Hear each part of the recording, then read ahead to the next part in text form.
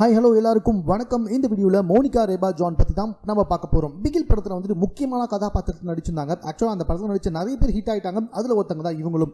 தமிழில் இவங்க ஜருகண்டி, அதுக்கப்புறமா பிகில், அதுக்கப்புறமா எஃப்ஐஆர், இப்படி நிறைய படங்களில் நடிச்சிருக்காங்க. பட் இருந்தாலும் இன்னும் அந்தளவுக்கு தமிழில் இவங்களுக்கு முக்கியமான கதாபாத்திரங்கள் கொடுக்கல அப்படின்றது தான் உண்மை.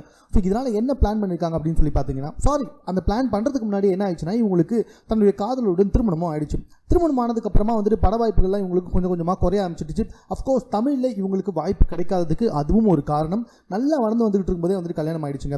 ஸோ ஹனிமூன் ஃபோட்டோஸ்லாம் போட்டாங்க, பட் வாய்ப்பு எதுவுமே கிடைக்கவே இல்லை. அதனால என்ன பண்ணாங்க அப்படின்னு சொல்லி பார்த்தீங்கன்னா, சரி ஓகே, இதுக்கப்புறமாவும் வந்துட்டு கொஞ்சம் க்யூட்டாக ஸ்மார்ட்டாக நடிச்சதெல்லாம் போதும், அது எல்லாத்தையுமே அப்படியே ஓரம் கட்டிட்டு கவர்ச்சியில் இறங்கிட வேண்டியதான் அப்படின்னு சொல்லிட்டு முடிவு பண்ணிட்டாங்க.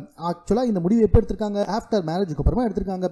ஸோ அதுக்கப்புறமா வந்துட்டு பீச்சில் பிக்னி ஃபோட்டோஸ், அதுக்கப்புறமா உச்சக்கட்ட கவர்ச்சி, எல்லை மீறிய கவர்ச்சி, அடல்ட் ஒன்லின்னு சொல்லிட்டு சர்டிஃபிகேட் போகிற அளவுக்கு இவங்களோட ஃபோட்டோஸ்லாம் பயங்கர கவர்ச்சி ஆயிடுச்சு. வீடியோக்களும் அந்த அளவுக்கு பயங்கர கவர்ச்சி ஆயிடுச்சு. ஸோ இப்போ தமிழில் என்ன சொல்லி வந்துகிட்டு இருக்காங்க அப்படின்னு சொல்லி பார்த்தீங்கன்னா, படத்துக்கு தேவைன்னா நான் எப்படிப்பட்ட காட்சிகளும் நடிக்கிறதுக்கு தயார். அது எப்போ சொல்லியிருக்காங்க? ஆஃப்டர் மேரேஜுக்கு அப்புறமா முத்த காட்சிகளாக இருந்தாலும் சரி, படுக்கையறை காட்சிகளாக இருந்தாலும் சரி, நான் நடிக்க தயார் அப்படின்னு சொல்லிட்டு ரொம்ப ஓப்பனாகவே வந்துட்டு பேசி வந்துகிட்டு இருக்காங்களாம். ஸோ இதை வந்துட்டு டேரக்டர்ஸே இவங்க கிட்ட சொல்றது கூச்சப்பட்டாலுமே, இல்லை பரவாயில்ல, நான் ஒன்றும் பிரச்சனை இல்லை, நான் நடிச்சு கொடுத்துறேன் அப்படின்னு நம்ம சொல்றாங்களாம்.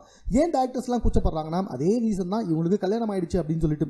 இருந்தாலும் இல்லை ஒன்றும் பிரச்சனை இல்லை, நான் நடிக்கிறேன் அப்படின்ற மாதிரி சொல்லி வந்துகிட்டு இருக்காங்களாம் பட வாய்ப்புக்காக. ஸோ மேலும் இது போன்ற உங்களுக்கு பிடிச்ச நடிகர்கள் என்ன பண்ணிட்டு இருக்காங்கன்னு தெரிஞ்சுக்கணுமா? நம்ம சேனலை சப்ஸ்கிரைப் பண்ணுங்க.